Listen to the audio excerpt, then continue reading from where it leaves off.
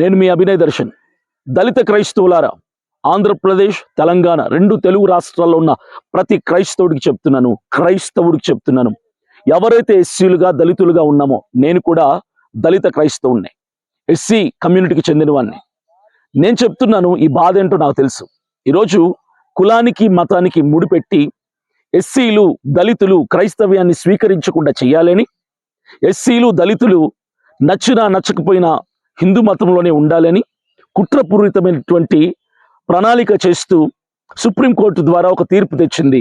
ఏమనంటే, దళితులు క్రైస్తవ్యాన్ని స్వీకరిస్తే, ఎస్సీలు క్రైస్తవ్యాన్ని స్వీకరిస్తే వాళ్ళ ఎస్సీ రిజర్వేషన్, ఎస్సీ హోదాని తీసేస్తామని మార్చ్ 24వ తారీఖున తీర్పు తెస్తే మనమందరం ఏం చేస్తున్నాం?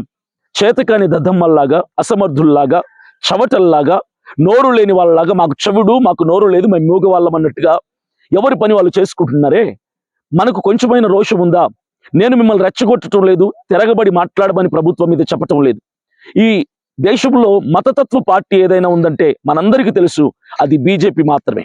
బీజేపీ ఈరోజు పన్నుతున్న కుట్ర ఏంటంటే, ఈ దేశంలో క్రైస్తవుడు అనే వాళ్ళు లేకుండా చేయాలని, ప్రార్థనా మందిరాలు లేకుండా చేయాలని, అనుమతి లేని ప్రార్థనా మందిరాలు కూల్చేయాలని, రకరకాల కారణాలతో ప్రార్థనా మందిరాల మీద, క్రైస్తవుల మీద, దళితుల మీద, దళిత క్రైస్తవుల మీద కుట్రలు పన్నుతున్నారు. ఇప్పటికే భారతదేశంలో 12 రాష్ట్రాల్లో మత మార్పిడి నిరోధక చట్టం వచ్చేసింది. మత మార్పిడి నిరోధక చట్టం అంటే మీకు తెలుసా? బాప్తిజం తీసుకోకూడదు, దశంభాగాలు ఇవ్వకూడదు, కానుకలు ఇవ్వకూడదు, చర్చి పైన హారన్లు పెట్టకూడదు, కరపత్రాలు పంచకూడదు, బైబిల్స్ పంచకూడదు, ఇవేవి కూడా చేయకుండా ఉండాలి. ఆల్రెడీ భారతదేశంలో 12 రాష్ట్రాలు ఇది వచ్చేసింది. మన ఆంధ్ర, తెలంగాణ నెక్స్ట్ టార్గెట్ లో ఉన్నాయి. మన దళిత క్రైస్తవులందరూ ఏకం కావాలి. ఎస్సీ క్రైస్తవులు, బీసీ క్రైస్తవులు, ఓసీ క్రైస్తవులు అందరూ ఏకం కావాలి.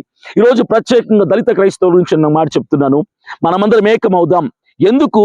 ఎస్సీ వాడు క్రైస్తవాన్ని స్వీకరిస్తే, మతాన్ని స్వీకరిస్తే, నచ్చిన మతంలోకి వెళ్తే ఎందుకు ఎస్సీ రిజర్వేషన్లు పోతాయి?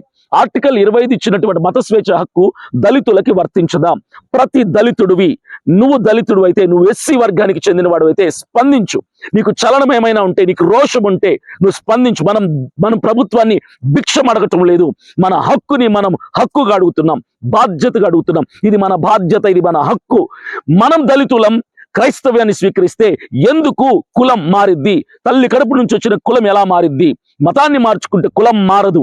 నేను ప్రతి నియోజకవర్గానికి, ప్రతి ఊరికి రాబోతున్నా, మీ అందరినీ చైతన్యపరుస్తా. మనమందరం ఏకతాటి మీద రావాలని నేను ప్రయత్నం చేస్తున్నా, పోరాటం చేస్తున్నా. కాబట్టి మీరందరూ కూడా కలవండి, చేయి కలుపుదాం, మన హక్కుని మనం పోరాడుకుందాం. దళిత క్రైస్తవులు ఎస్సీ రిజర్వేషన్ పోదు అని మనం నిరూపిద్దాం.